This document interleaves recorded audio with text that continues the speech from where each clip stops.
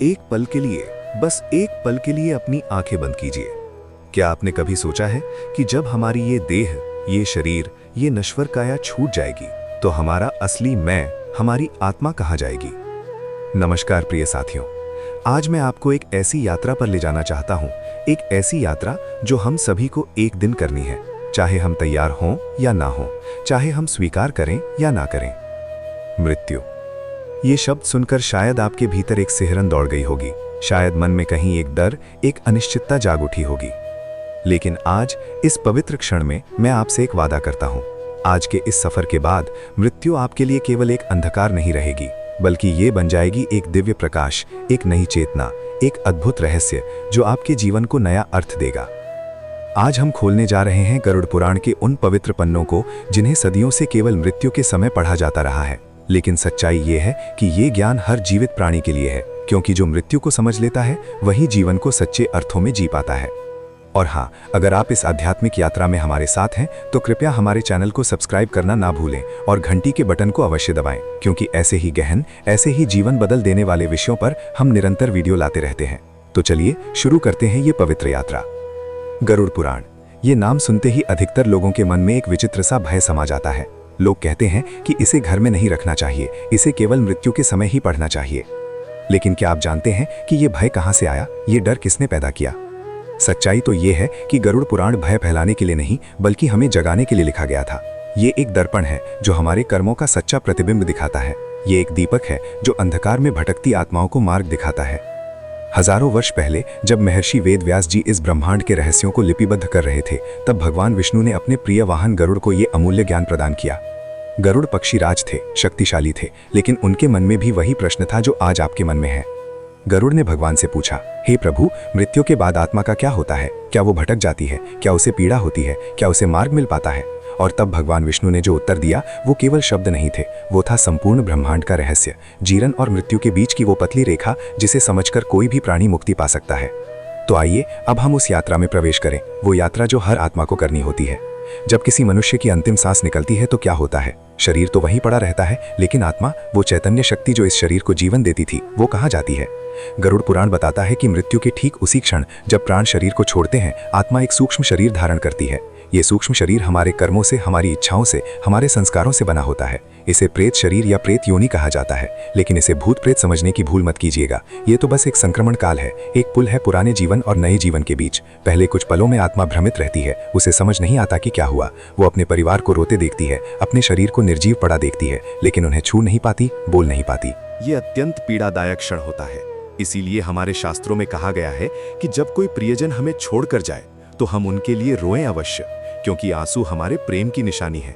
लेकिन विलाप ना करें, चीखें चिल्लाएं नहीं, क्योंकि हमारी चीख पुकार उस आत्मा को और अधिक बांध देती है, उसे आगे बढ़ने नहीं देती।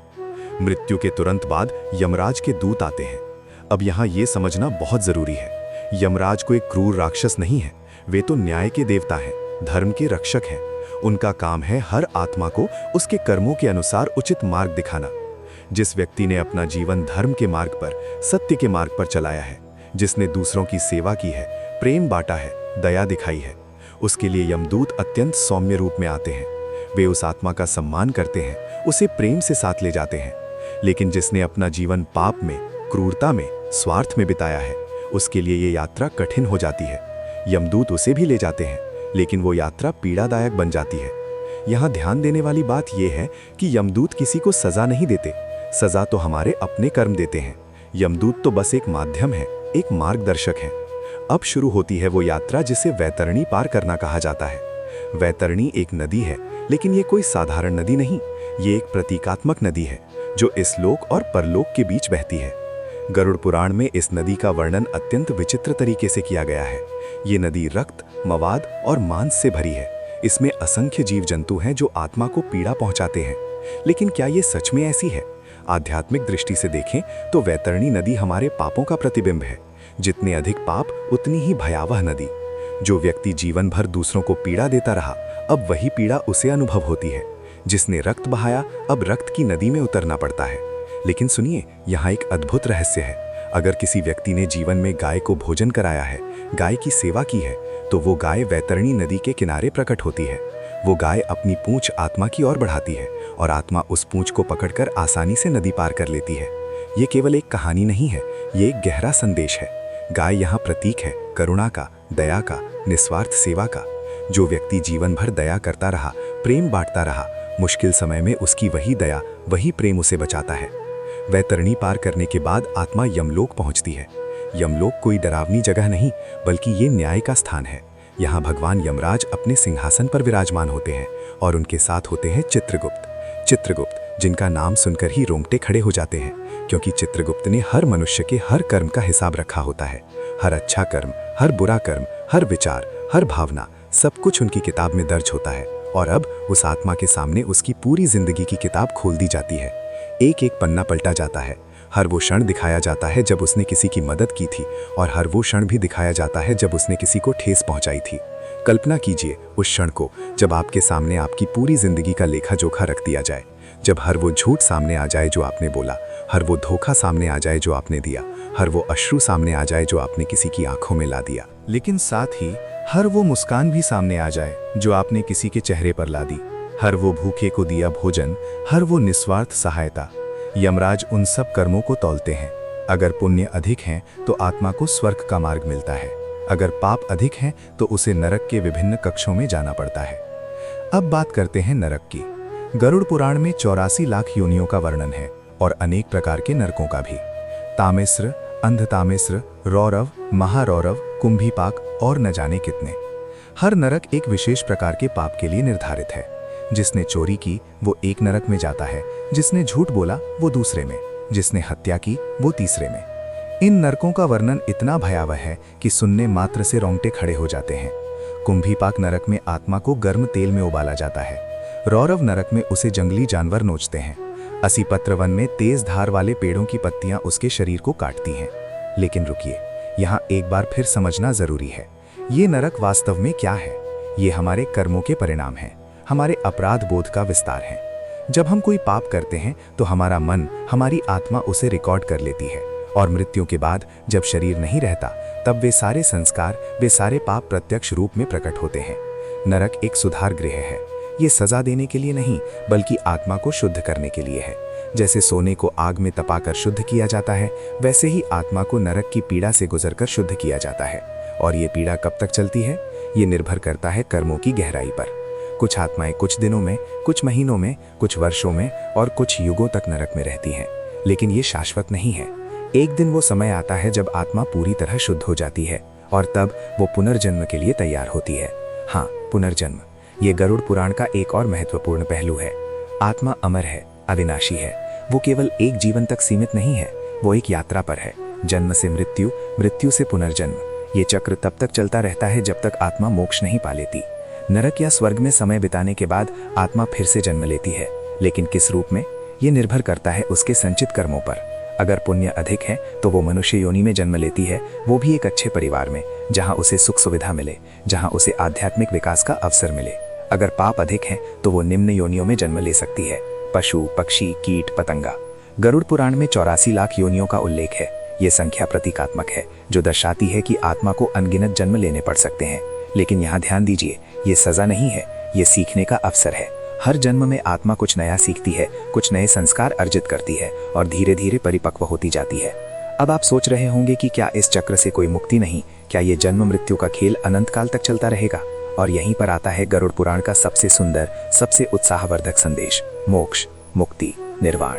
हाँ, इस चक्र से मुक्ति संभव है, और वो मुक्ति पाने का मार्ग कठिन नहीं है, बस उसे समझना और अपनाना आवश्यक है।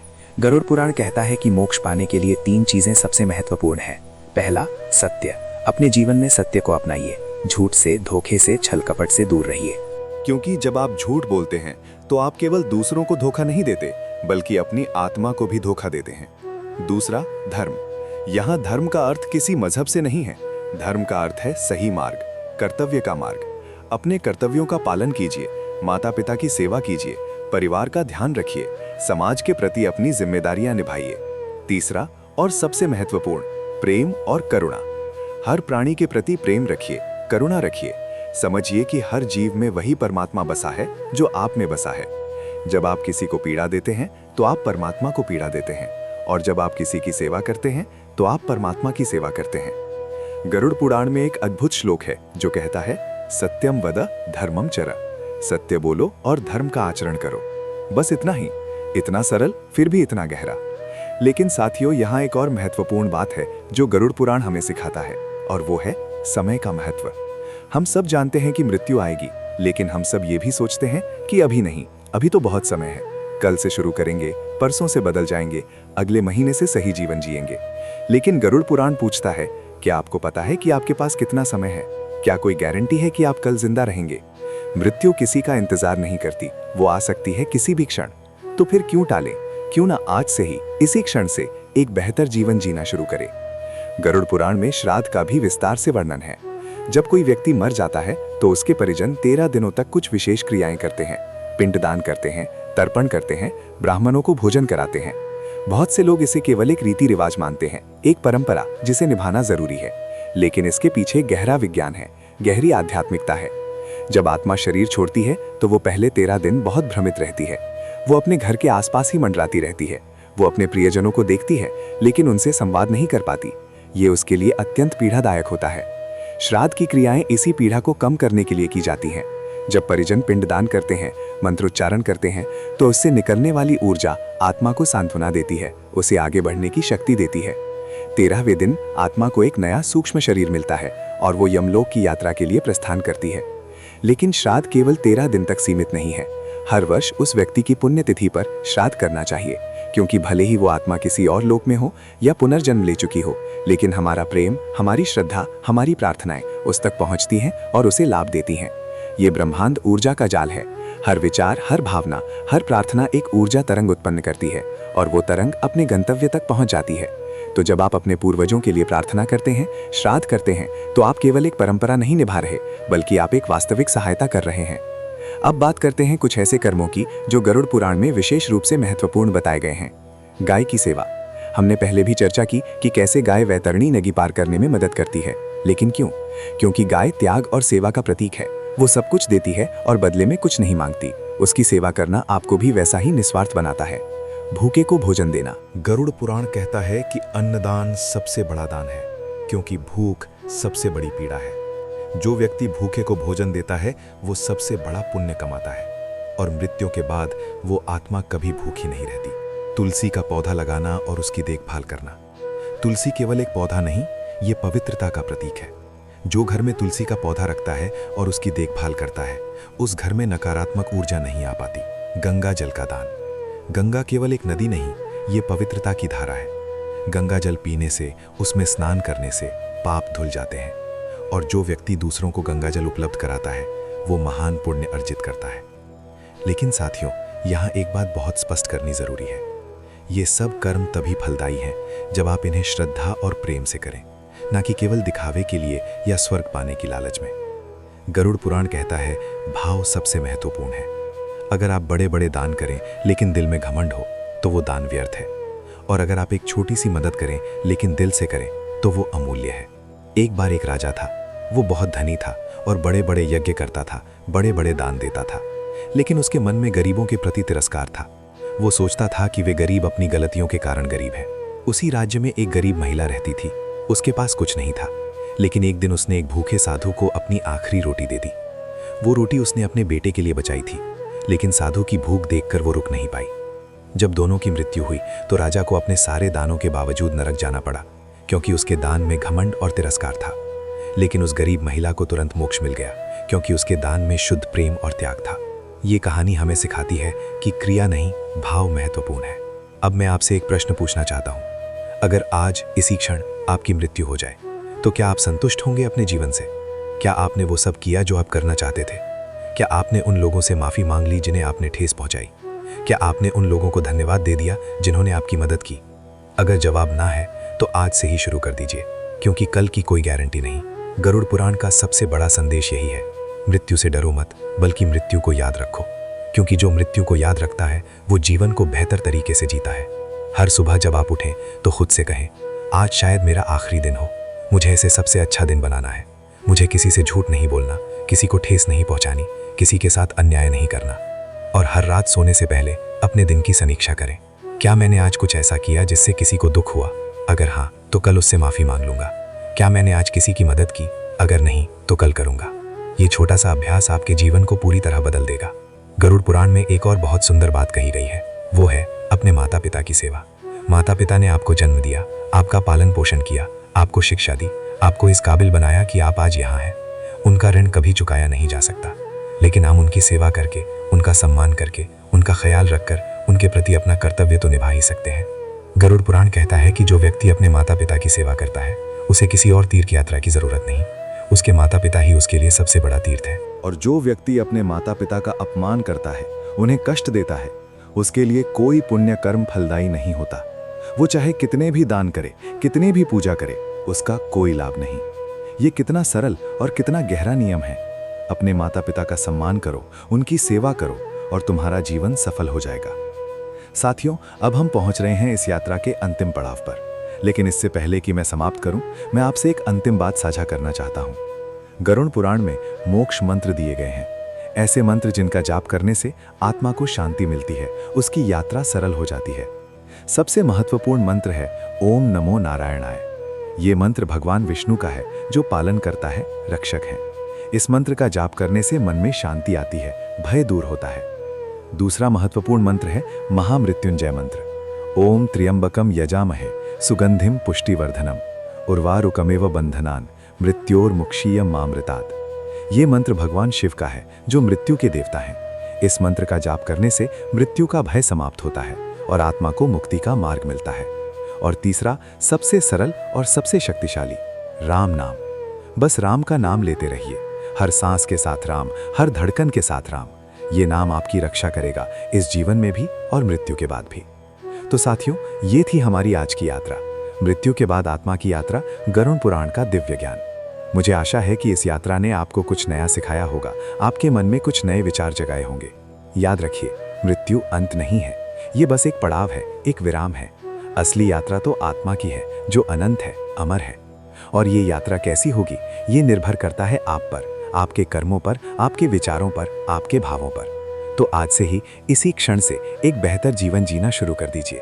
सत्य बोलिए, धर्म का पालन कीजिए, प्रेम बांटिए, करुणा दिखाइए, क्योंकि जो आप आज बोएंगे वही आप कल काटेंगे। और हाँ, अगर ये वीडियो आपको पसंद आया हो, अगर इसने आपके जीवन में कुछ सकारात्मक बदलाव लाने की प्रेरणा दी हो, तो कृपया इसे लाइक कीजिए, शेयर कीजिए और हमारे चैनल को सब्सक्राइब करना बिल्कुल ना भूलें। हम निरंतर ऐसे ही गहन, ऐसे ही जीवन बदल देने वाले विषयों पर वीडियो लाते रहते हैं। तो जुड़े रहिए हमारे साथ इस आध्यात्मिक यात्रा में। आप सबका बहुत बहुत धन्यवाद। आप सबके जीवन में सुख, शांति और समृद्धि हो। भगवान आप सबकी रक्षा करे। हर हर महादेव। जय श्री राम। ओम नमो नारायणाय।